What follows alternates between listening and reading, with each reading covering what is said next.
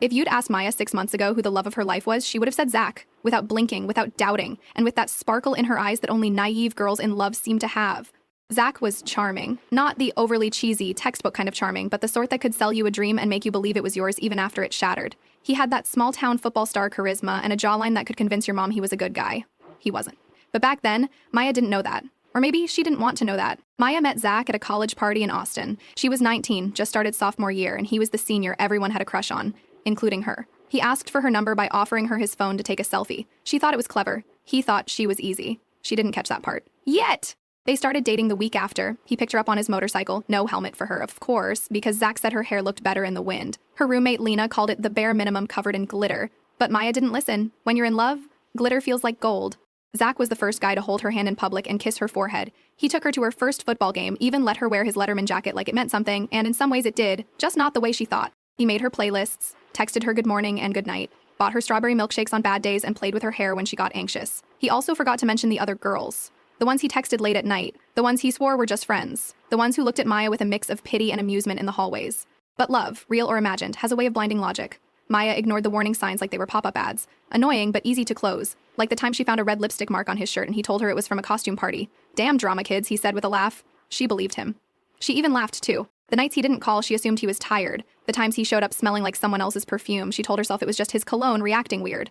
Delusion, she'd learn later. Wears the same cologne as hope. Then came the shift. It was subtle at first.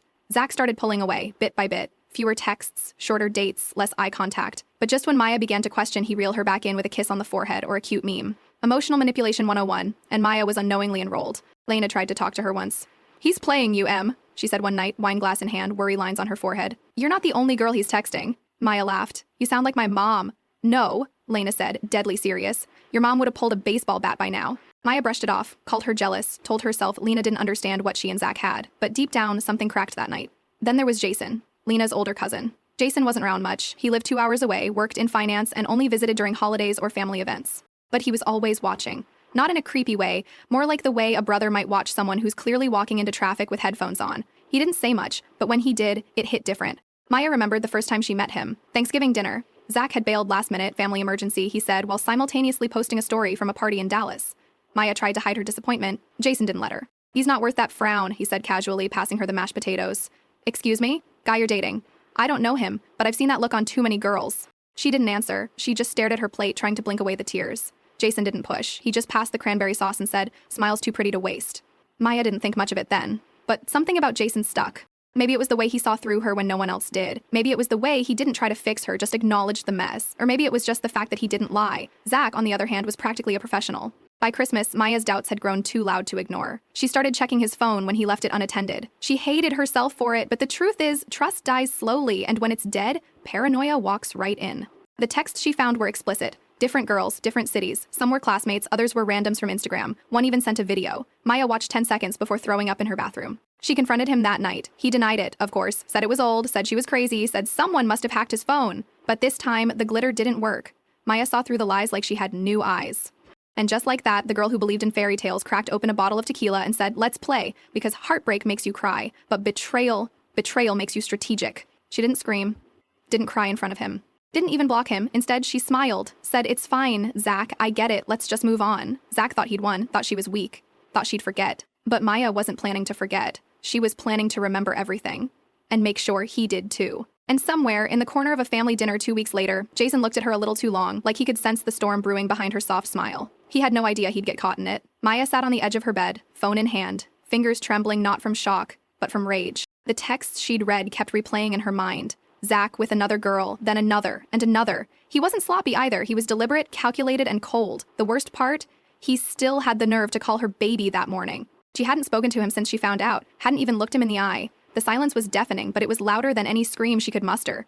Zach, oblivious, thought she was just in one of her moods again. He didn't realize he was sleeping peacefully beside a ticking bomb. Lena was the first person Maya called, and for once, she didn't say "I told you so." Instead, she showed up with fries, milkshakes, and a heavy silence that said she understood. Maya didn't cry. The tears had been wrung dry long before the truth surfaced. All that was left now was a sharp, calculated calm. "He played you like a damn video game," Lena muttered, scrolling through the screenshots Maya collected. Each message was a punch to the gut, a reminder of how stupid she'd been. But Maya didn't flinch. She was already shifting gears. She wasn't heartbroken anymore. She was pissed. The next day, Maya walked into campus like nothing had happened, her makeup flawless, her smile even more so. Zach spotted her across the quad and smirked like everything was normal, but she didn't break stride. Instead, she winked at his friend, the one who'd always stared too long. Two could play this game. And she played smarter. She didn't want to hurt Zach with just words or gossip. No, that would be too easy, too forgettable. Maya wanted him to fall, slowly and sweetly, the same way she had, believing every fake moment. So she started responding to his texts again, softer, warmer, luring him back in. Revenge, she decided, would be personal. Meanwhile, Jason returned to town for New Year's Eve. Just a short visit, or so he thought. He walked into Lena's apartment, greeted by music, snacks, and Maya looking way too good in a black dress. He raised an eyebrow, not saying anything, but his eyes lingered for a second too long, Maya noticed. That night, she laughed louder than usual, danced without care, and even toasted Zach in front of everyone. He grinned, thinking he'd won her back. Jason, however, watched the whole thing from the kitchen, sipping whiskey like he'd seen this show before. He knew when someone was pretending not to bleed. Later, when the clock struck midnight, Zach kissed Maya like nothing had happened, but she didn't kiss back. Instead, she looked over his shoulder at Jason, just for a second, and something in her shifted. Jason's jaw clenched, eyes narrowing, but he said nothing. That night, the air was thick with something neither of them wanted to name. Maya hated how Jason looked at her like he could read her mind. He was older, quiet, and too observant for his own good. She didn't need anyone seeing through her right now, especially not him. But something about his presence didn't feel like judgment. It felt like warning. The next few days were a blur of strategic moves. Maya flirted with Zach just enough to keep him hooked, but she stopped giving him what he wanted. Instead, she made him chase. She'd show up late to their meetups, text dry replies, and smile when he got annoyed. Slowly, she became the version of herself he once begged for, only colder. Zach started to squirm, sensing the shift but unable to pinpoint the cause. Maya reveled in it, savoring every ounce of confusion on his face. He asked if she was seeing someone else, and she just laughed. "You'd know the feeling, wouldn't you?" she said, walking away. Lena warned her to be careful, that games like this could twist you into someone you don't recognize. But Maya wasn't afraid of changing anymore. She was already halfway there. The old Maya cried over broken promises. The new one broke promises back. If karma was too slow, she'd drive the damn bus herself. Jason showed up again, this time to help Lena move furniture, but ended up staying for dinner. He sat quietly, as usual, but his eyes never left Maya. When Zach called her during dinner, she ignored it, smiling softly as Jason raised a brow. "Busy," she said, staring back. The tension between them was subtle but real, undeniable in the way their conversations were just a bit too careful. Jason never asked about Zach, but Maya caught the concern in his tone when he said, "You look different." And she did. She had changed. And strangely, Jason was the only one who noticed. That night, after everyone left, Maya stood by the kitchen window, arms folded, breathing in the quiet. Jason lingered behind, grabbing his keys but not moving. "You're playing a dangerous game, Maya," he said finally. She turned, her voice calm. "Yeah, but I'm winning." Jason shook his head, the corner of his mouth twitching like he wanted to say more but didn't. Instead, he just walked out the door, leaving her alone with her thoughts. For a second, Maya wished he'd said something. Anything. But maybe it was better that he didn't. Because Maya was slipping. Into darkness, into something fierce and addictive. The revenge tasted good, but it left a bitter aftertaste. And worse, the one person who saw the truth was someone she had no business thinking about. Jason was too old, too smart, too off limits. But as she climbed into bed that night, heart racing and conscience numb, Maya realized something she wasn't ready to admit out loud. She wasn't just angry anymore. She was lonely, and in a way that terrified her. Jason made her feel seen.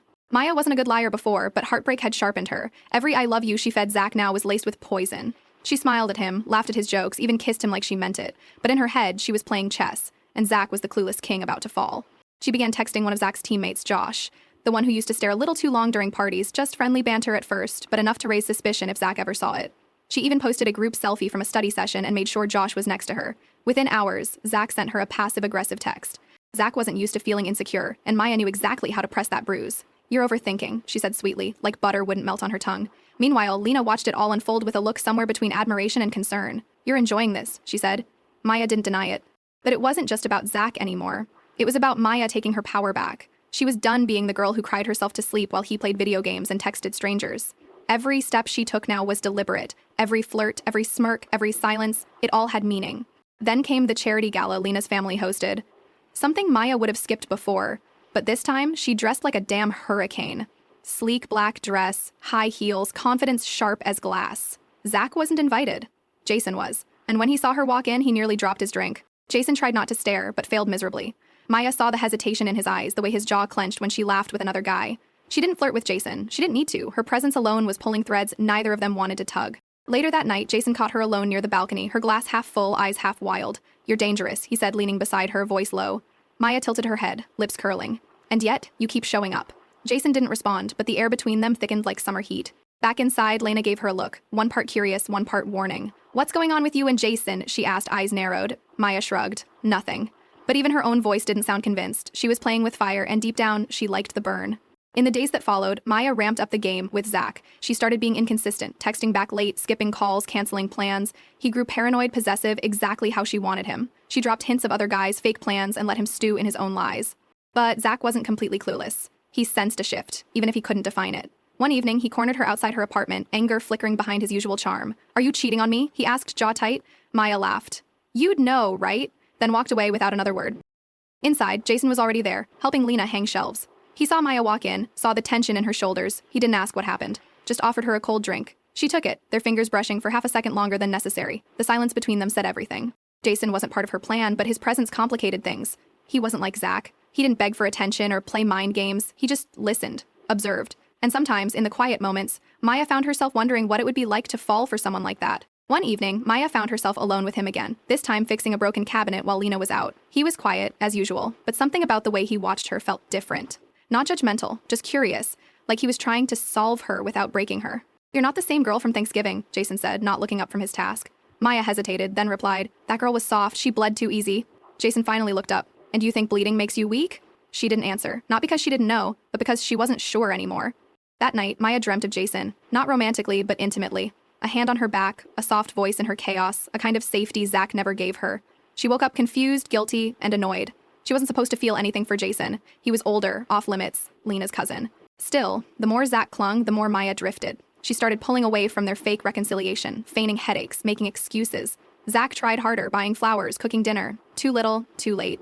His efforts were laced with desperation. Maya could smell it from miles away. One day, he showed up unannounced with concert tickets, her favorite band. "I've been trying," he said, holding them out like a peace offering. Maya took them, smiled, and said, "Thanks." But the next day, she gave them to Lena. She didn't even like that band anymore. Zach began spiraling, sending texts at midnight, questioning her loyalty, begging for clarity. "Do you love me?" he asked one night. Maya stared at her phone, thumb hovering over the keyboard. She typed, then deleted. Typed again. Finally, she just sent, "I used to." Jason, meanwhile, became harder to ignore. His silences said more than words, and his small acts of kindness cut deeper than Zach's grand gestures. When Maya got caught in the rain one night, Jason was the one who handed her a towel, no questions asked. And it was stupid, but she almost cried. One night, after a long conversation with Lena about how messy life had become, Maya stood on the porch, watching the stars. Jason joined her without saying a word. They stood side by side, not touching, not talking, just breathing. And somehow it was the most intimate moment she'd had in months. Maya knew she was walking a dangerous line. She was still in the middle of her revenge plan, still tangled in lies, still trying to feel powerful. But Jason, he made her feel seen, not played. And the thought of hurting him felt worse than any betrayal Zach had done. The game with Zach was still on, but Maya's heart wasn't in it the same way anymore. She was beginning to see that revenge might not be the antidote she thought it would be. And worse, she was falling, slowly, stupidly, for someone she couldn't have. Someone she shouldn't even want. Maya didn't remember when Jason became a habit, just that he did. He started showing up more, under the guise of helping Lena or fixing something around her place. But Maya noticed how he always timed it when Zach wasn't around, and she hated how much she looked forward to it. Jason never flirted, never crossed a line, but that's what made it worse. He was decent, present, the opposite of everything Maya had tolerated from Zach. She couldn't fake confidence around him, he saw right through it. And that scared her more than anything Zach could ever do. One evening, they were alone again, sorting through boxes for Lena's birthday party. Maya made a dumb joke, and Jason actually laughed. Deep, honest, unexpected. She smiled without thinking. He looked up, eyes lingering for a second too long. Then they both looked away, like guilt was a reflex. It wasn't a moment you'd write poetry about, but it stuck. Maya found herself remembering that laugh. The way his shoulders relaxed, the creases by his eyes. She hated it. She wasn't supposed to notice Jason. He was the voice of reason, the one person who'd never play her game. Zach, on the other hand, was spiraling fast. He began snooping, questioning her friends, even texting Lena to check in. Maya blocked him for 2 days just to see what he'd do. He showed up at her apartment crying. She didn't open the door. She just watched from the window and felt nothing. The game was ending, and Maya could feel it. Zach was no longer worth the energy. He wasn't broken enough to make her feel better. And in his place stood silence, filled by thoughts she didn't want, and someone's voice she shouldn't crave. Jason's, soft and low, always lingering too long in her memory. Then came Lena's birthday. A small get-together, nothing dramatic. Maya dressed simply, tried to keep her distance from Zach, who was invited out of obligation. He kept stealing glances. She ignored them. But when Jason walked in late in a gray hoodie and cologne that shouldn't have made her knees weak, her plan cracked a little. They barely spoke at first, just casual smiles, polite nods. But then they ended up in the kitchen, alone, grabbing drinks at the same time. Maya's hand brushed his, and it felt electric, annoyingly so. Jason looked at her, then away, then back again. "You okay?" he asked. She wasn't sure. "I don't know what I'm doing," she whispered, surprising even herself. Jason paused, processing the weight behind her words. "Yeah, I figured," he replied, not unkindly. And somehow that didn't feel like judgment, it felt like understanding, like he knew she was unraveling, and wasn't running away from it. Later that night, Zach cornered her in the hallway asking for one last chance. He held her hand, begged, told her he'd change. Maya didn't cry, didn't scream, just looked him dead in the eye and said, "You already had every version of me. You broke them all," and walked away. Jason saw the end of it. She didn't know how long he'd been standing there, but the look in his eyes said enough. He didn't say good job or you deserve better. He just opened the door for her and let her leave with her pride intact. And Maya wanted to hug him. The next few days felt different. Quiet, but not in a bad way. Zach stopped calling. The storm was over. Maya slept better, ate more, even laughed without feeling like it was borrowed. But there was still a void, shaped like a man who wore flannel and didn't play games. She tried to avoid Jason just to be safe, but fate wasn't subtle. Lena invited him over for a movie night, totally unaware of the way Maya's heart did cartwheels when he sat beside her. They didn't touch, but their knees almost did. And that was enough to make her skin tingle. The movie played, but Maya didn't hear a thing. All she could think about was the space between them, how it felt louder than the dialogue. At one point, she looked at him. He was already looking at her. They both turned back to the screen like cowards. Hearts racing. After the movie, Lena went to bed early. Jason lingered. Maya offered him coffee. Bad idea. 20 minutes later, they were sitting on the kitchen floor talking about life, regrets, and why people stay in bad relationships too long. Comfort, Jason said. Even misery gets familiar after a while. Maya nodded, staring at her coffee like it had answers. "I thought revenge would make me feel better," she admitted, "but now I just feel hollow." Jason looked at her then, really looked. "Because you're not that kind of person," he said, "even if you wanted to be." There it was, that honesty she hated and craved. Jason wasn't trying to fix her, he was just there, holding space, letting her be a mess. And maybe that was the most dangerous part. He didn't want anything from her. Not games, not closure, just her, as she was. They didn't kiss. No lines were crossed. But when he left that night, something had shifted. Maya stood at the door for a long time after it closed, her heart confused, her head worse. She hadn't planned to fall for anyone again, especially not someone like Jason. But it was happening. Quietly, unexpectedly, in stolen glances and late-night talks. In the way he made her feel safe when she didn't even ask to be. And the scariest part, Maya wasn't sure if she wanted to stop it anymore. Maya tried to keep her distance after that night, but desire doesn't care about boundaries. She stopped replying to Jason's texts right away, even avoided Lena's house for a few days. But the silence made things worse, because when you're trying not to feel something, every second feels louder. Lena noticed the shift but didn't push. "You good?" she asked one morning, sipping her coffee. "Just tired," Maya lied, but her eyes were giving her away. Red, restless, always scanning her phone like it might confess something. Lena gave her a look, the kind that said, "I know you're lying." Jason didn't chase, which only made it worse. He respected her space. He didn't double text, didn't show up unannounced. And yet, Maya couldn't stop replaying every word he'd said, every look he didn't mean to give. It was like her brain had turned into a constant rerun of almost. Then came Lena's impromptu weekend trip to visit her parents. "I'm leaving Friday night, back Sunday," she said, tossing keys to Maya. "Keep an eye on the place?" Maya agreed, pretending like that house didn't have Jason's scent still stitched into the couch cushions. She already knew she was screwed. Friday came fast, and so did the storm. Rain poured like some divine metaphor, and Maya curled up on Lena's couch, hoodie on, tea in hand, trying not to think. But then, ding, a text. "Jason, heard about the storm. You good?" Just 7 words. Her stomach flipped like a traitor. She stared at the message longer than she should have, then replied, "Yeah, all good, at Lena's place." He saw it, typing, then stopped. A minute later, "Cool, I might swing by, left my charger there." Of course he did. Maya set her tea down and exhaled. Of course he did. An hour later, he was there, hood-soaked, hoodie up, that same calm face that made her nervous. She opened the door like it was nothing. "Charger's probably in the guest room," she said, walking ahead. He followed. Silence wrapped around them like fog, thick with everything they weren't saying. Jason found the charger, but didn't leave. Instead, he stood by the living room window watching the rain. Maya stayed seated, phone in hand, pretending she wasn't watching him out the corner of her eye. "Storm's wild," he said softly. "Yeah," she replied, barely above a whisper. "So is everything." Then he turned to her, slowly, like he didn't want to spook whatever was between them. "I shouldn't be here," he said. Maya swallowed. "I know." But neither of them moved. The air was tense, charged, like the weather outside. A pause. Then Jason sat down across from her. He didn't touch her. Didn't lean in. Just sat, elbows on knees, eyes searching hers. "This isn't just me, right?" he asked, voice low. Maya felt the burn in her chest, panic, guilt, want. "No," she said quietly. "It's not just you." And suddenly, the room didn't feel so big. Still, they didn't act on it. Not yet. Instead, they talked. Really talked. About Zach. About why Maya stayed. Why she snapped. Why she never thought she'd feel anything real again. Jason listened like it was the only thing that mattered. Like she mattered. And that ruined her. "I feel like I'm betraying someone," she admitted. "Lena, maybe. Or myself." Jason nodded. "I get that. But what if the real betrayal is pretending we don't feel this?" Maya looked at him, and for the first time, didn't look away. The truth was already written between them. That night, he didn't sleep over, but not because he didn't want to. He left late, hoodie damp again, eyes soft. Maya stood at the door too long after he left, heart aching in ways she didn't have words for. The kind of ache that's half guilt, half hope.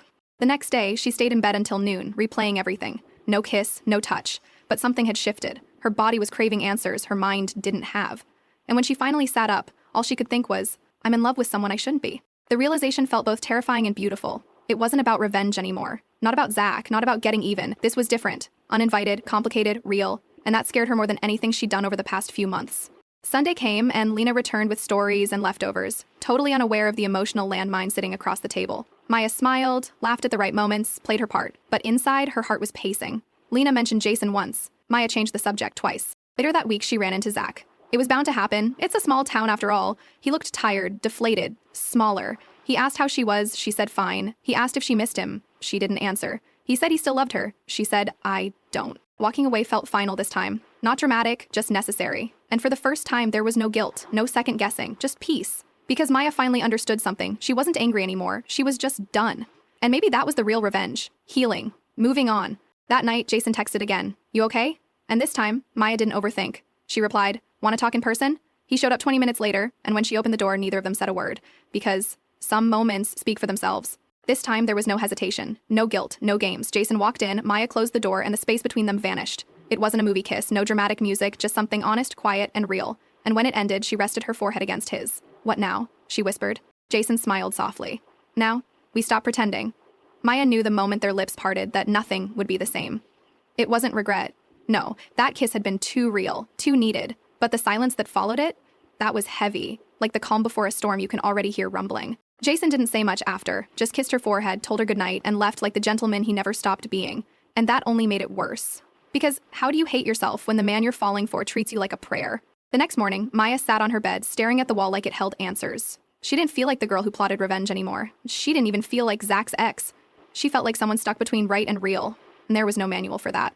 Lena called, wanted to do brunch. Maya panicked. She said she was sick, which wasn't a full lie. Her stomach was in knots. Lena offered to come over. Maya declined.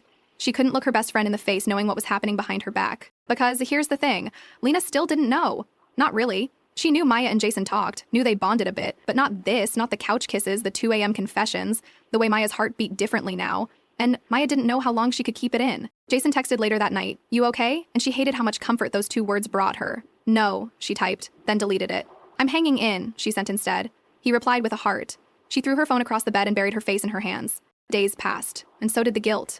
It followed her like a shadow, especially around Lena. They hung out twice that week, and both times Maya was too quiet, too careful. Lena noticed. Are you mad at me? She asked, half laughing. Maya forced a smile. No, just tired. But the universe doesn't let you sit in your lies for long. One evening, Maya forgot to mute her phone. Jason's name popped up mid-movie night, screen bright with, I miss your voice. Lena saw it.